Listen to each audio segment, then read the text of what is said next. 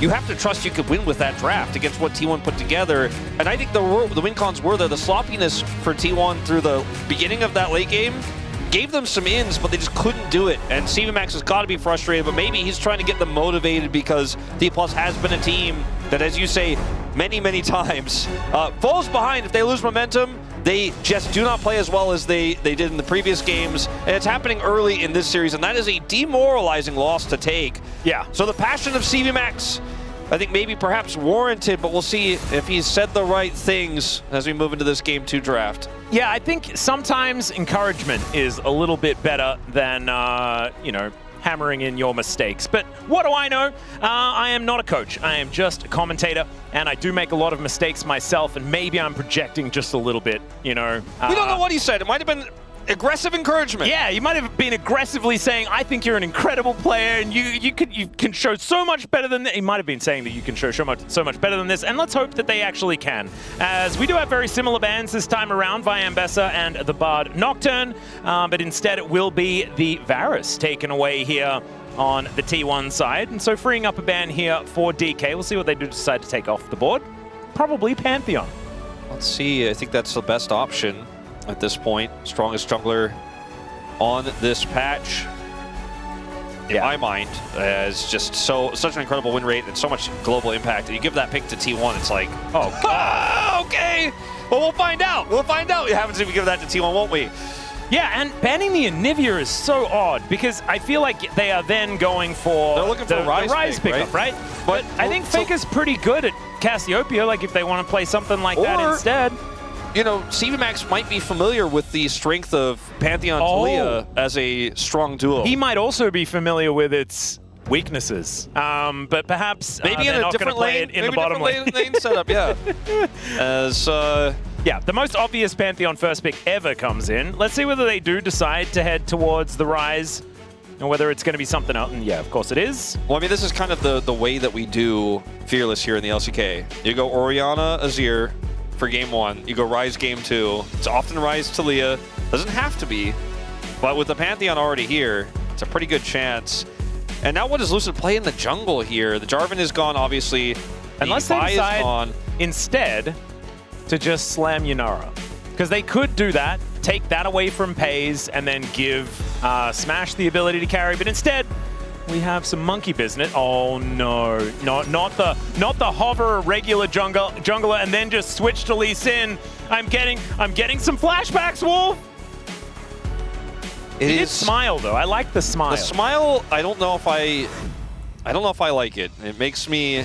Even if they like just bow out 0-3 Wolf, if they do so with a smile on their faces, I will be a happy man. You might be. I'm not that happy. I might be a little bit less happy. I think maybe D+ fans a little bit extremely less happy, as we're going to see a Jace to come through here pretty early on. Call.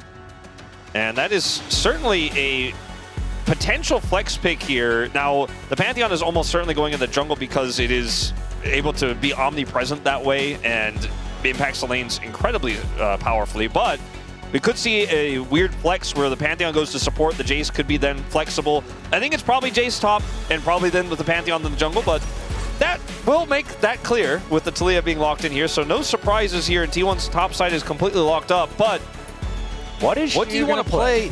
Yeah, what do you want to play into the Jace on the top side? Just want to grab a tank and absorb that pressure, make the Rise a little bit more powerful later, but be willing to give away that prio into the Jace. That's the tough call you'll have to make. It makes playing Gwen feel horrible in this draft, and it looks like he's just going to drop that tank down. But now the Yunara, you mentioned, is 100% going to get banned here. T1 are not going to play into that. They're not going to allow Smash to have that win con with the front line they already have. It'll be double threat here with the Rise Yunara DPS. Yeah, I think the Scion actually does make a fair bit of sense with the fact that you can avoid ganks quite effectively with your ultimate. You're not as worried about being CC'd because, of course, you're unstoppable for the majority of the time. They will need to find a lot of damage, though. So we require Smash to be playing a hyper carry. Like, if I see a Jhin in this game, I may leave the desk. Thankfully, we have another play-by-play in the house, but I don't know whether I could convince Valdez to come and commentate this game if it is going to be Scion Jhin, which just makes me feel terrible. If T1 had a little bit more of a strong, like, in terms of health pool and like sticky top laner, they could play the Jhin themselves, I think, in this draft to a decent degree, but I think Jhin is probably not really going to be on the cards in this one. Taking away the Lulu does feel very smart. It's going to really eliminate a lot of the range threats here that FaZe and Keria will be laning into, and they know that Smash is looking for the more carry-oriented play or pick. Yep. You could look for the Ezreal here because it's very safe inherently as Smash, and Smash is very good at the pick, but Kalista does kind of, you know, it's a bit of a nod, but I thought it was going to be a Poppy ban. I feel like Poppy would have been a really good option. We saw Lucid have an incredibly difficult time into the Poppy, I believe, in game number 3 of their previous series. It was why the Lee Sin didn't quite work out. And then he'd have to contend with both the Unraveled Earth and the Steadfast Presence, which would be very, very worrisome. There's still a strong potential, like even Lucian angle here for T1, depending on how they want to take this draft, because it has a lot of pick with Pantheon and Taliyah. Leona is taken away, another strong pick for Ezreal and set up there. And honestly, one of Career's best picks, in my mind, is taken away now. So what does Smash want to do? Does he want to just go for the blind Yunara and see if they could fight their way through this and get to the scaling part of the later game? Does he want to play the safer Ezreal?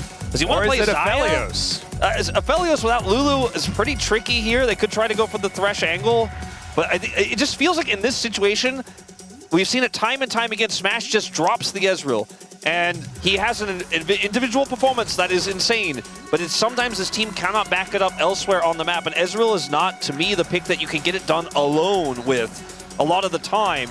Yeah, I also feel like this composition is pretty all-in, and so if you have started a scrap, I don't think you get that time to sort of just dance around the neutral that the Ezreal does really love to do.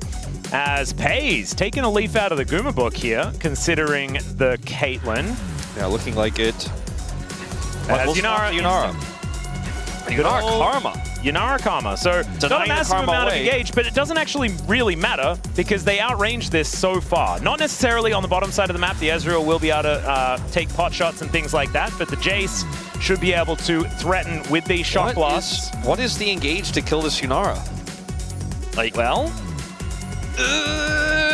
Korea might be showing us. The problem is, if you do choose an engage support, this lane is not going to be fun. And instead, all right, this is a way to do it. Just go for a bit of an all-in. So this is, to me, almost, it's like the theme, the concept of this draft is not as hard to play out for the bottom 2v2 this time for FaZe and Keria, because this time they have the Karma on their side. But the way this game is going to play out for FaZe almost is exactly the same as the Zeri game did in game 1, where it's like, okay, can you kill this guy? He's going to do massive amounts of damage. He's going to cut through your front line. You have so much pick set up here for him. He has a Karma to get shields. Lane Prio is going to be yours on the top side. You have bottom side Prio with the Yunara Karma. That's always going to have push. Unless some crazy hooks come through from Career, we see that turn around. And then the Rise into the Taliyah. The Taliyah has not really, so far in the LCK Cup, been the winning one on that side. And yes, the Rise for Showmaker will out-damage Taliyah in team fights, so it's not just the Ezreal doing the damage. But if this Yunara comes online, gets online early, T1, they could just do whatever they want, but this time they have engaged. This time they have tools to kill the Rise, and then the Ezreal can't get it done on its own. And the fact that they have lane prio in both top and bottom side here, I think is one of the biggest issues for Lucid, who's going to struggle to make an impact on this Lee Sin. Even though Lee Sin has a lot of agency in the early levels, with no lanes to play through, it's going to be tricky. And he also, like, he was on a Jarvan in the last game, right? And you have a lot of tools to get stuff done early. He got nothing done early. So we're going to have to see Lucid really make a turnaround here in game number 2 if D+ do want to even out the series. Let's get into it.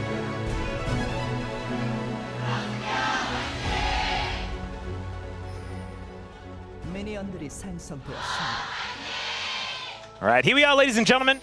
Onto the rift for the second game of the series. D+ wanting to see whether they can get back on the horse once again. Showmaker on his rise. I feel like, once again, going to have a decent time in the lane you already mentioned. We have seen the Taliyah versus Rise matchup. Right here, we can see things working out relatively evenly in level 1, but it should be that Showmaker can pretty comfortably build up to his first couple of items and do a lot more damage than what Faker will be able to do on this Taliyah, assuming he goes for the same relatively anemic build that we've seen quite a few times with the Rylai's second. Hook going to connect, as Keria will just not really mind because it's level 1 and hits the Mantra to Q. Yeah, just going to continue to harass here. As long as you don't get hooked under turret, Keria. Yeah. He's really standing close to... yep, standing close to a hook. Oh, and there it is! Not going to quite have level 2 just yet, so Pei's not going to get knocked up, but that could have been worse. Yeah. Invested the Ghost. I don't think it matters too much in this lane because you're like, okay, cool, now your hook's on cooldown and we're still Karma Yunara pushing into you, but didn't need to happen that way. No. And they do at least punish Korea with a Mantrid Q there. Like there is almost no champion. Like obviously Ashe Seraphine trumps all, but there's almost no champion in the game that warps lane like Karma does, where it's like, yeah, my AD carry did get hooked by Blitzcrank under turret and take a turret shot, and it means nothing. We're still winning, by the way. This wave is crashing through, and we're gonna. He just looks back and he's like, all right, I will Mantrid Q again. Oh, we had the little zoom. Jonah Strong was thinking that Korea might be going for it, decides not to. We do have a Lee Sin in the area, as D+ will be considering a little bit of a recall, but doesn't actually come on through as Doran and Xiu fighting against one another. I feel like no matter how the meta changes, we will always just have the odd Sion Jace game. Yeah, that's just how it goes.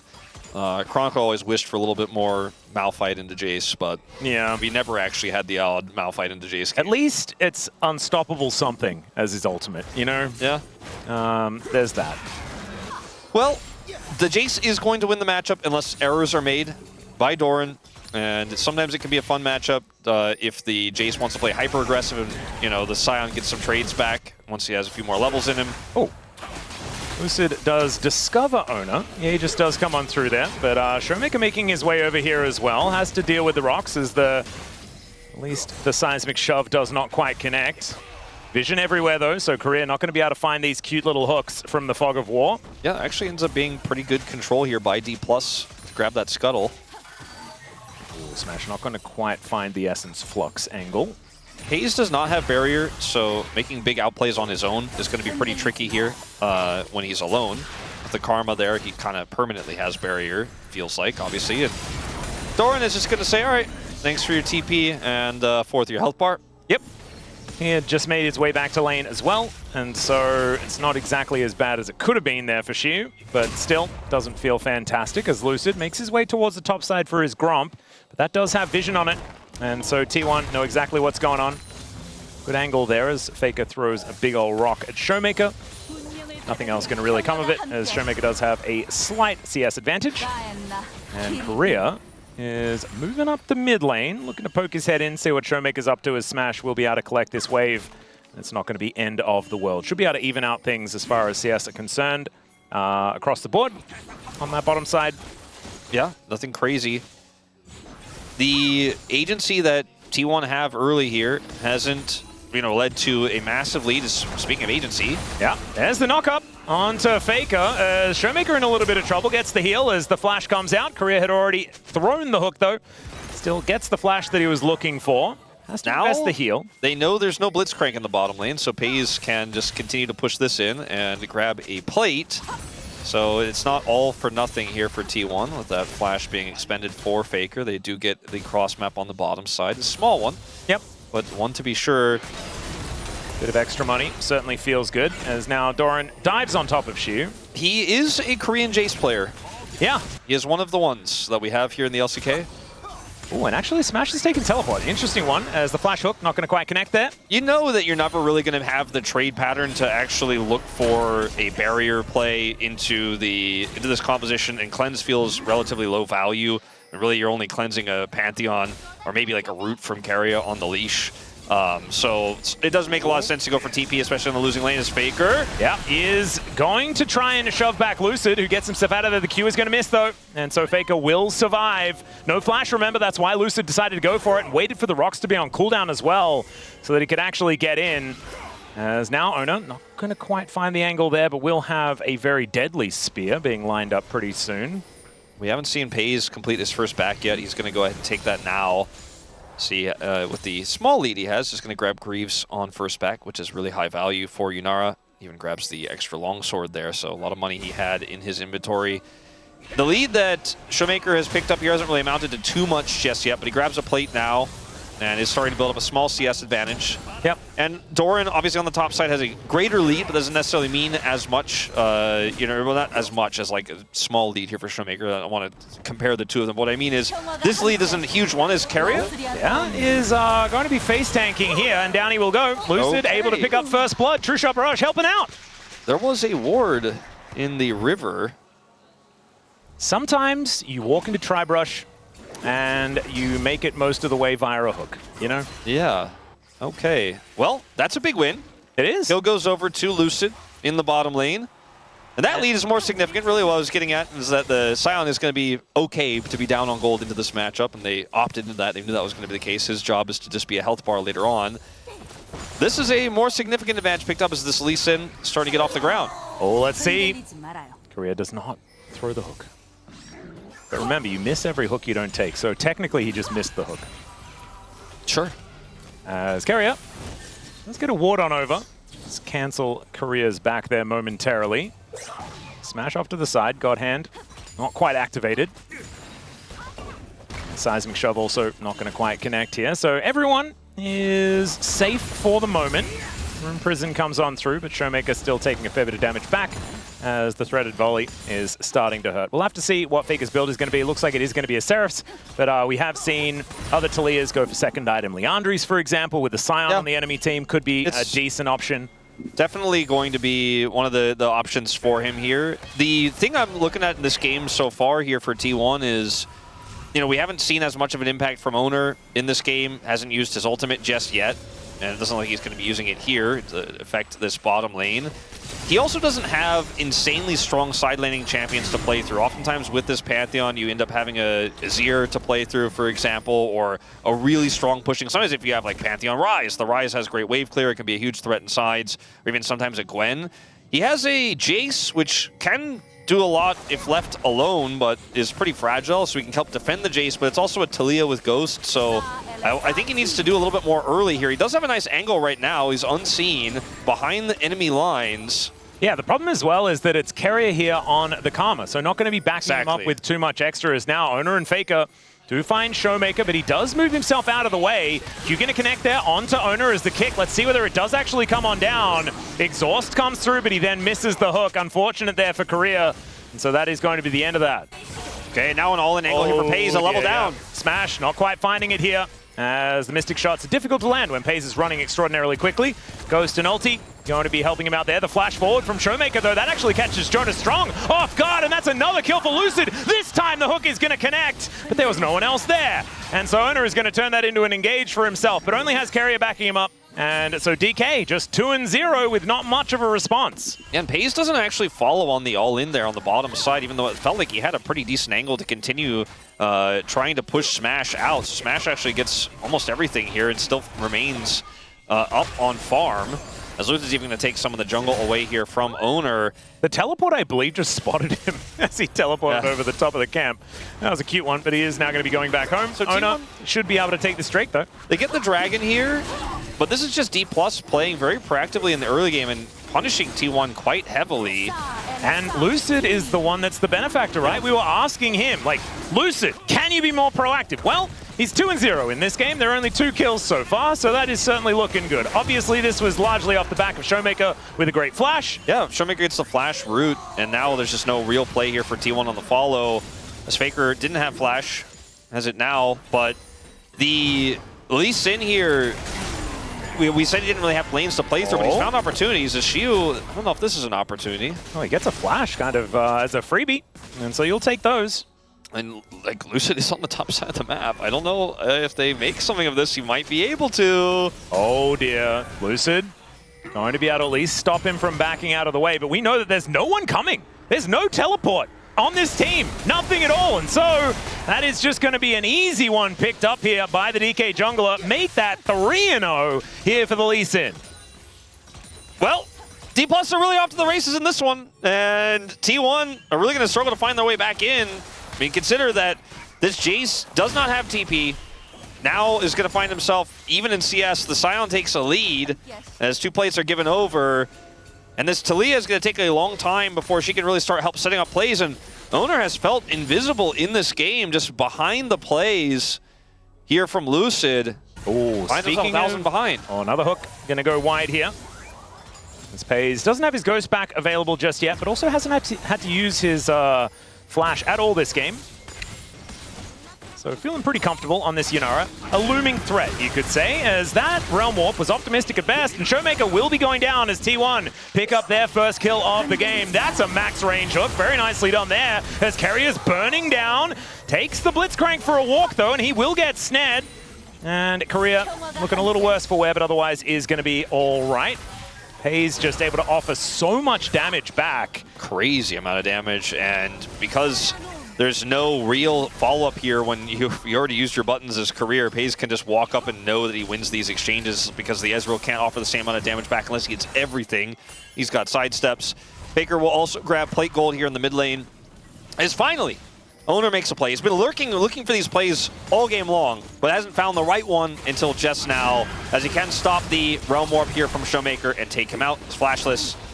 The kill goes over to the Pantheon. So finally on the board here, yeah. RT1, and with that play on the bottom side, they picked up a little bit more gold there too. So it's a close game. T1 have that first dragon. See if D+ can continue to be proactive here. It's hard to say which comp has a timer on it, like in terms of which comp scales better, because obviously with the Rise here on the side of D+ and this relatively safe Ezreal, they have a lot of. Here comes the Taliyah wall. Yeah. T1 looking for an angle towards Korea, and there's the flash from Owner. Gets the flash out of Korea, but he's a little bit late on that one. Seismic Shove going to push him back, and even through the ulti, he is very, very dead. And Faker just decided that Korea was gone. Yeah. And T1 have kind of decided they want to start using their globals. Well, Lucid has also decided that he wants to kick Doran into a Scion. That was beautifully played. Carry is going to be there, and everyone else is turning up as well. Lucid will break the tether and then safeguards away. He's going to be able to take them on a merry jaunt through the jungle. Showmaker getting some plates on the other side. Let's see whether Lucid can actually execute himself. He might actually be, never mind. Faker is able to get it, and there's even an assist over for Carrier. Yeah, he did buy a bit of time. Unfortunately for him, he didn't quite get enough time there to get away. And the kill does go over to Faker, but feels pretty okay here for D+. You know, they end up getting a lot of plate gold for this Rise, and he's one of their big win cons. I was just starting the conversation about scaling his TP here from Doran. Yeah, it's going to bring him towards his bottom side of the map. He's spotted on that ward as Korea makes his way down. Does get the knockup, but there's Carrier here as well, so Korea's just really dead. I'm not sure if where they saw him. There is that ward over the wall. I guess that's where they spotted him. There in the river. They also have that ward to the left of the Dragon Pit. So T1 were just like, all right, I think we collapse on Career. And there's nothing really Showmaker can do to help him out with a prio that Pays and Carrier still have in the mid lane. So just a really cool heads-up play from Doran. He's had quite a few of those teleport plays in this series already. The Rumble now on the Jace here, picking up a second kill onto Career. Yeah, a little bit unfortunate though, because that is sort of 2 deaths in a row here for Korea, and the tempo that DK did have an advantage in just kind of slipping away, right? And so now we have Rod of Ages completed here for Showmaker. That is going to be starting to stack up, you know, 25 minutes or something like that, and he will have that one completely done. And looking to get that tier transformed into his Seraphs next. Yeah, eventually we'll get that actualizer and then be a real damage dealer. But for now, speaking of real things, well, real damage dealers, I'm looking at Pays, absolutely. Yes. But on the other side, it is going to be Showmaker and to a lesser extent, I think Smash in this game. I think it's a little bit more difficult just because if Smash is ever sort of even slightly in range of Pays just kind of 3 hits him and he dies. Exactly. So that's the thing, like, Ezreal can avoid a lot of the engage, but it's a little bit tougher for Rise. And if Rise dies, then Pays just doesn't care about anything. He doesn't care about anyone, and he will kill anyone. Yeah. If he gets hooked by Career, he's like, I will kill Career. Not as worried about a hook that is now on cooldown. Pantheon ult. Yeah, we have Chemtech Soul, as there is the ulti out of Owner, like you were talking about. They just decide to kill Smash. This is kind of what we were talking about, as the eye, I think, is not going to get picked up. It's a double here for Pays, as Lucid going to be able to take the Rise exit. But I don't think that's really what they wanted, because now Pays is on the board, and this is the problem that they had in the last game. Yeah, very similar story here, and now they're looking for more. Yeah, Owner is going to be able to get the stun. Seismic Shove does go wide, though, as Showmaker still getting a fair bit of work done here. Lucid goes in, and then tries to go out, but explodes, tethered up there by Carrier. And Showmaker once again sidesteps, but straight into a spear, and DK have just fallen apart. Yeah, I shudder to think what CV Max is doing right now after watching all that. Oh, Atlas, it was looking so good at the start of this game. It's like a house of cards every time, isn't it, Wolf? They get Dragon. They come over here for the contest using the Pantheon Global, right? And this Weaver's Wall also perfectly placed here from Faker. Not only does it really deny Showmaker entry, but it prevents the retreat. It's such a perfect wall. And then the Realm Warp comes down here. Lucid is able to get out miraculously. And then in this set of circumstances, Showmaker, really nice dodge here, but Lucid going back in here is definitely going to raise C-Max's ire, let's say. I think perhaps he thought that the rocks were going to expire earlier than they did, because it was not really the look he was going for.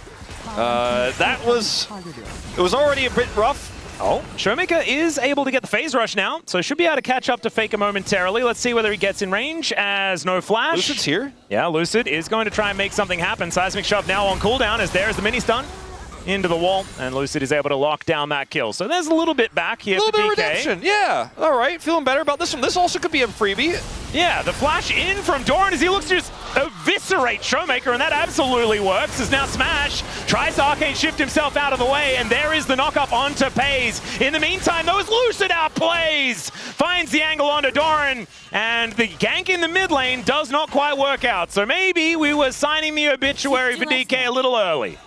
I don't know why. I mean, Lucid is also going to die slowly again, it looks like. Don't think he'll be able to get the execute, but I think he will, because I don't think he's been touched for quite some time. I just don't know if he gets there in time. Yeah, he needs to die ASAP.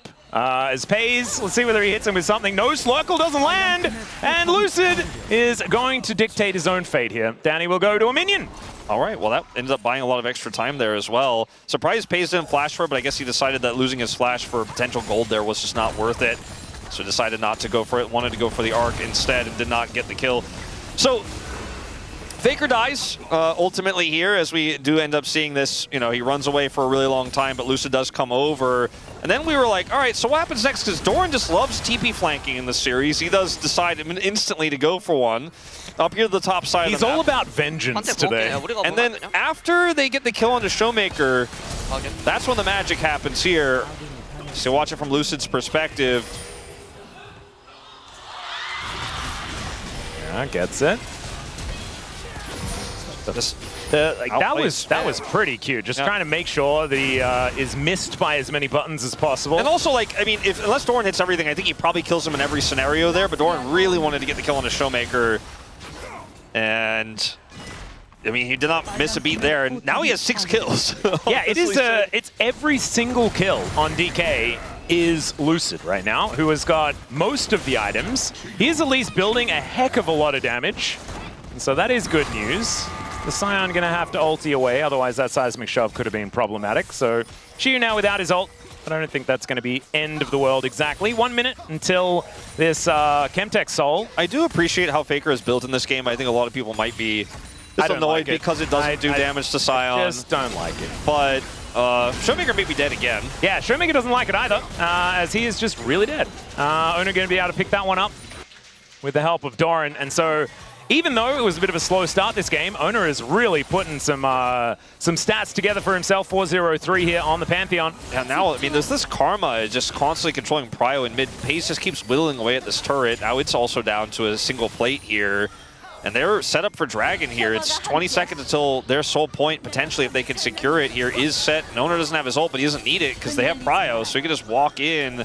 And they have Weaver's Wall, so this is where things get really hard for D+ now. Even with Showmaker respawning, guess what? He went Ghost, so he doesn't have TP, doesn't have Realm Warp, and T1 really can do no wrong on this Dragon setup. Doran also getting his TP back right now, completes his Mana. Yeah, Korea, unfortunately, not going to quite find that hook as, oh god, the Arc of Ruin is just too scary, and Korea punished immediately. As soon as that hook's on cooldown, he is just not really able to do much of anything at all, as Pays still has a bit of ulti running.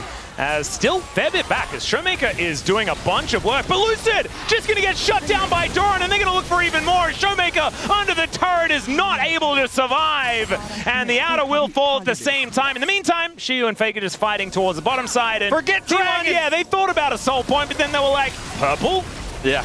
And that is exactly what they're going to go for. With the Chemtech Soul, they get the Empowered Honey Fruit just to make it even easier to take this one down. There you go. And D+, Okay, this is optimistic. Yep. And you know what? Let's see whether he can hit these Mystic shots as the seismic shove does connect. Korea misses the hook. I thought Faker might have hit a goner there, but if he doesn't hit the hook, I suppose it is going to be just fine. Okay, so missing the hook here into the slow means, okay, you're just dead. And that's kind of how Blitzcrank is. It's a little bit binary, but they had no setup, so they had to fish for something. And the pace is just so huge. Like, Smash cannot contend with him. And Doran over the wall. Yeah. And it's the vision control, right? It's just everything. They have vision control, they have map control, they have this turret under their control. Showmaker is dying on repeat in this game. Couldn't show up because he didn't have TP. Oh, there's the kick flash as Faker out of position potentially, but does just shove Lucid back.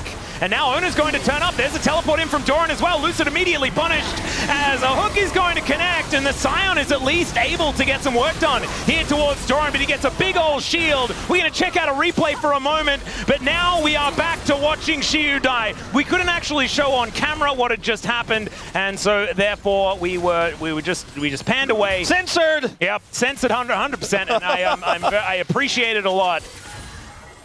As Carrier does not have Ardent Censor in this game, but... I thought that was what did it. It's not in this case. He's got a pretty similar KDA to his Yumi game last game, and this game state starts to feel pretty similar as well. A little bit more owner-focused this time around, as he had a slow start, as you pointed out, but sitting at 12 and 15 KP right now, and this game is looking pretty over. Yeah. Hook again, going to go wide, and DK probably realizing they'll have to possibly concede this inner turret, as instead it will just be a plate taken here by T1. And they look for a little bit of a reset. In the meantime, Doran towards the bottom side, and you know, you said this already, if the Jace ever gets some spare time with some turrets, they just kind of explode. They do. Didn't necessarily think it was going to work out that way for them in this game with how the early game went, but like, this is classic T1. I think T1 fans, they're like, it's my favorite, it's a classic. You think you got Faker, but actually my whole team is coming and you're all going to die. And it's a little bit boring, it's a little bit overdone, but guess what? Teams just keep trying to kill Faker, and in this lead for T1, in the global jungler, you can't get him. You try, you can't get him. He baits you, you lose the game. They were already losing the game, but it feels surely lost now. It certainly is. As we're going to have a look at that replay. Meanwhile, in live, Lucid is dying, and Doran is just going to do some flips and land on his head. Production. We'll go to Lee Sin. They really just want to shelter D+ fans today, and I think it's maybe warranted. Oh, stationary target. There we go. Never mind. He's just dead. Sometimes you hit the hook, and it's not exactly what you want to see. Xiu's on the wrong side of the wall. Faker also just going to come on in there and eviscerate Smash. Ona turns up as well as Showmaker is just kept out with that Aegis.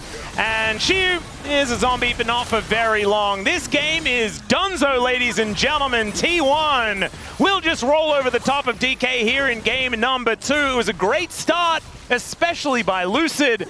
But then we felt it, that back-breaking moment. And then it all fell apart. That house of cards just flat on the floor. I feel robbed. I thought game 1, D+ had a great draft into what T1 put together. I didn't doubt T1, but I thought, okay, well, this should be interesting, right? Like, let's see how T1 plays it out. But it just became such a foregone conclusion so quickly. And then in this game, they just let it go so fast. T1, 12,000 gold up here now, sub 25 minutes. Yes, their Nexus will survive for now.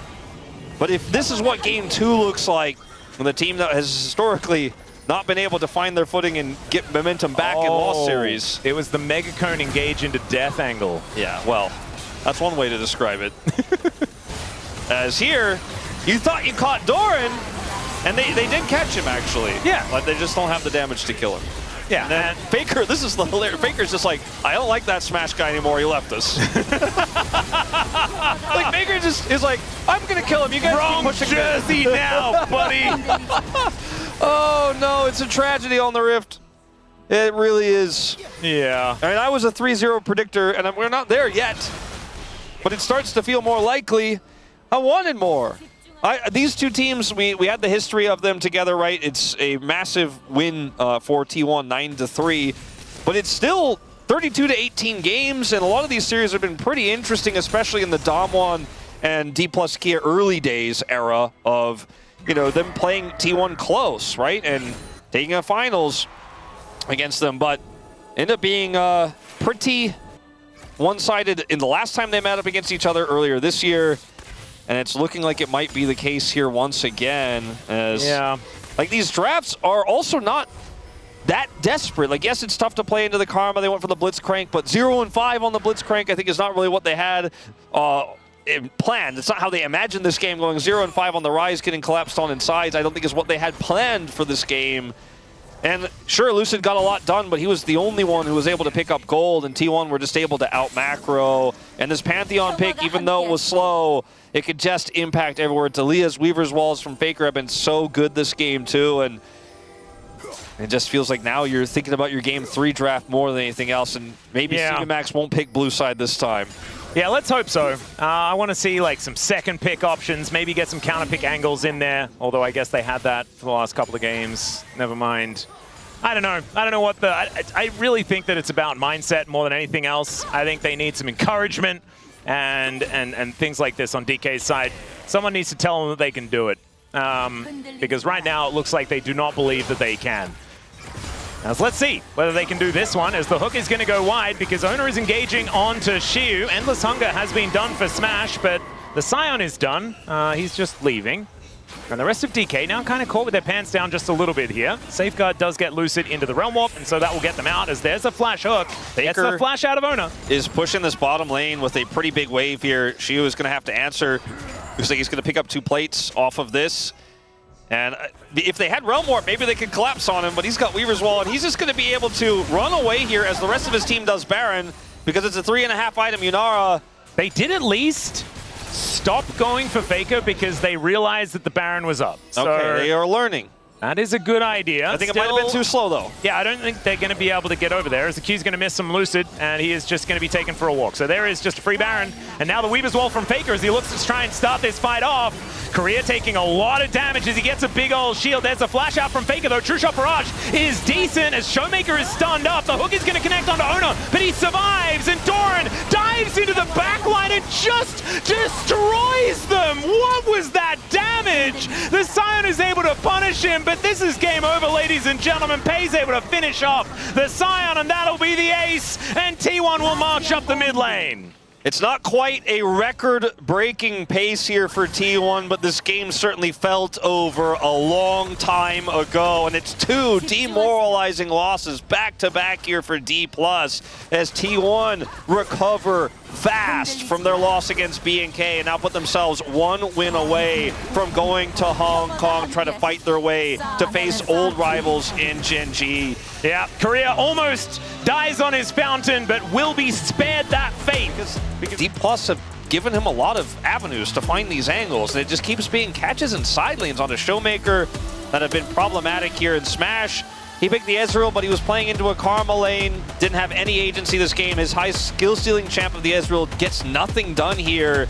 어떻게 됐고 용 천천히 가보자. 아 테니스 왔어. 미드 공 천천히 가볼래? 오케이 오케이. 공 박았을까요? 예 불치 맞았어요. 안 짧긴 한데 공 박았어. 불치 노플이야. 불치 볼게. 이신 높아요. 라이즈 왔어. 가자. 나 괜찮아. 나 가인이야. 이집 봤어. 정면 좋아. 더블 픽 끝내줄게. 나 좋아. 사이언 노플. 더블 3초. 여기 테일 미들 짠.